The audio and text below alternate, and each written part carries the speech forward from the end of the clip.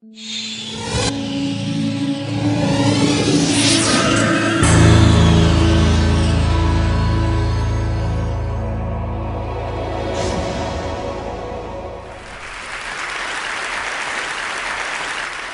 I wanted to start with the question, when was the last time you were called childish? For kids like me, being called childish can be a frequent occurrence.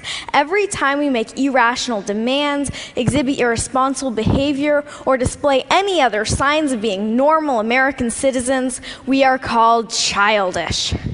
Which really bothers me. After all, take a look at these events. Imperialism and colonization, world wars, George W. Bush. Ask yourself, who's responsible? Adults. Now, what have kids done? Well, Anne Frank touched millions with her powerful account of the Holocaust.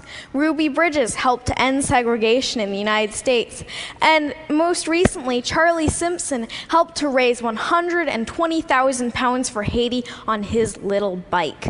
So as you can see evidenced by such examples, age has absolutely nothing to do with it. The traits the word childish addresses are seen so often in adults that we should abolish this age discriminatory word when it comes to criticizing behavior associated with irresponsibility and irrational thinking.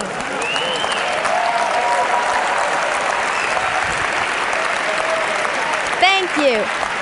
Then again, who's to say that certain types of irrational thinking aren't exactly what the world needs? Maybe you've had grand plans before, but stopped yourself thinking, that's impossible, or that costs too much, or that won't benefit me.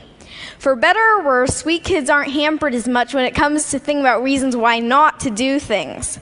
Kids can be full of inspiring aspirations and hopeful thinking, like my wish that no one went hungry or that everything were free, kind of utopia. How many of you still dream like that and believe in the possibilities? Sometimes a knowledge of history and the past failures of utopian ideals can be a burden, because you know that if everything were free, then the food stocks would become depleted and scarce and lead to chaos.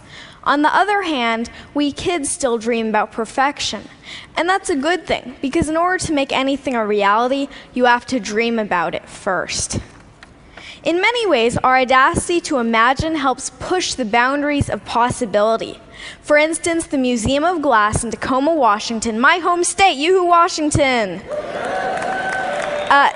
has a program called Kids Design Glass, and kids draw their own ideas for glass art. Now, the resident artists said that they got some of their best ideas from the program because kids don't think about the limitations of how hard it can be to blow glass into certain shapes. They just think of good ideas. Now, when you think of glass, you might think of colorful Chihuly designs or maybe Italian vases, but kids challenge glass artists to go beyond that, into the realm of broken-hearted snakes and bacon boys, who you can see as meat vision. Now, our inherent wisdom doesn't have to be insider's knowledge. Kids already do a lot of learning from adults, and we have a lot to share. I think that adults should start learning from kids. Now, I do most of my speaking in front of an education crowd, teachers and students, and I like this analogy. It shouldn't just be a teacher at the head of the classroom telling students, do this, do that. The students should teach their teachers. Learning between grown-ups and kids should be reciprocal. The reality, unfortunately, is a little different, and it has a lot to do with trust, or a lack of it. Now, if you don't trust someone, you place restrictions on them, right? If I doubt my older sister's ability to pay back the 10% interest I established on her last loan, I'm going to withhold her ability to get more money from me until she pays it back. True story, by the way. Now, adults seem to have a prevalently restrictive attitude towards kids, from every don't do that, don't do this in the school handbook, to restrictions on school internet use. As history points out, regimes become oppressive when they're fearful about keeping control. And although adults may not be quite at the level of totalitarian regimes, kids have no or very little say in making the rules, when really the attitude should be reciprocal, meaning that the adult population should learn and take into account the wishes of the younger population. Now, what's even worse than restriction is that adults often underestimate kids' abilities. We love challenges, but when expectations are low, trust me, we will sink to them.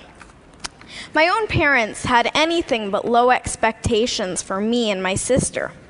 Okay, so they didn't tell us to become doctors or lawyers or anything like that. But my dad did read to us about Aristotle and pioneer germ fighters when lots of other kids were hearing the wheels on the bus go round and round. Well, we heard that one too, but pioneer germ fighters totally rules. I loved to write from the age of 4, and when I was 6, my mom bought me my own laptop equipped with Microsoft Word. Thank you, Bill Gates, and thank you, Mom. I wrote over 300 short stories on that little laptop, and I wanted to get published. Instead of just scoffing at this heresy that a kid wanted to get published or saying, wait until you're older, my parents were really supportive. Many publishers were not quite so encouraging. One large children's publisher ironically saying that they didn't work with children. Might want a children's publisher not working with children. I don't know, you're kind of alienating large client there. Now, one publisher, Action Publishing, was willing to take that leap and trust me and to listen to what I had to say. They published my first book, Flying Fingers, you see it here, and from there on it's gone to speaking at hundreds of schools, keynoting to thousands of educators, and finally today, speaking to you. I appreciate your attention today because to show that you truly care, you listen. But there's a problem with this rosy picture of kids being so much better than adults. Kids grow up and become adults just like you. Or just like you? Really?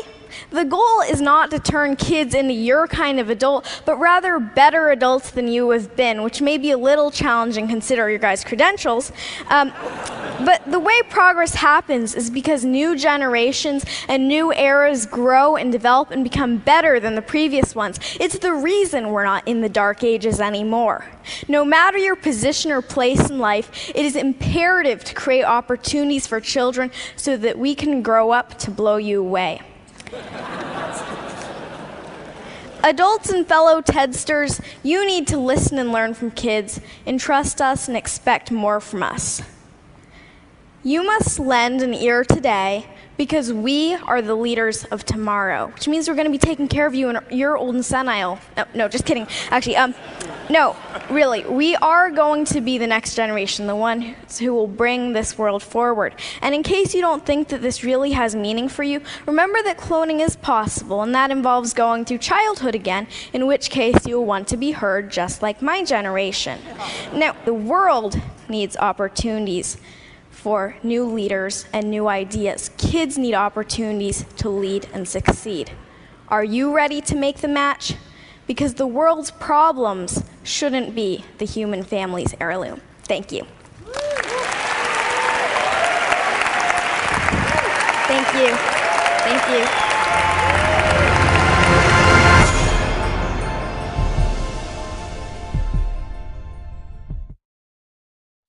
The electric grid was conceived in the age of Edison, designed in the age of Eisenhower, installed in the age of Nixon, and it has not been upgraded since. It's just not able to keep up with modern needs. Well, the notion of the smart grid is using what we have better, making do with what we've got and not build so much new infrastructure. Software at the gateway between generation and transmission can solve that problem. A smart grid is actually a bunch of smart devices connected over a network to a bunch of computers. And the computers crunch all this data and then are able to optimize the system. What we're working on is helping utilities see what's actually happening in real time in terms of the flow of electricity between all those devices. Benefits the consumers, benefits the environment, all because of things we can now see that we couldn't see before. On the Olympic Peninsula, P&L's goal was to make the smart grid tangible. We were taking home area networks as a way of sending messages to the homes and to the devices in the homes about when they should run or not run. There was one other modem here that captured wirelessly the reports from the different elements. We saved approximately during this time 15% of our electric bill. If we can do that for everybody in the country, we're talking about saving $100 billion worth of infrastructure that we won't need to build. IBM has been the first big company to really see the opportunity to marry information technology with the grid. There are similar things going on in South America, Asia, in Europe. We've been working with Malta to make both the water and electricity systems much more efficient. It is a model for how we can then bring that to other larger geographic areas. The path forward to a smart grid is actually quite clear. We upgraded our telecommunications networks, our satellite networks, and we can do the exact same thing with a smart grid. A wind plant will go up and down by the minute. A solar plant will go up and down as clouds go over. So having a grid that can flex itself and manage these kinds of things is critical. We need to be planning for the kind of future that we say we want, which is an era of cheap, reliable, clean electricity for decades to come.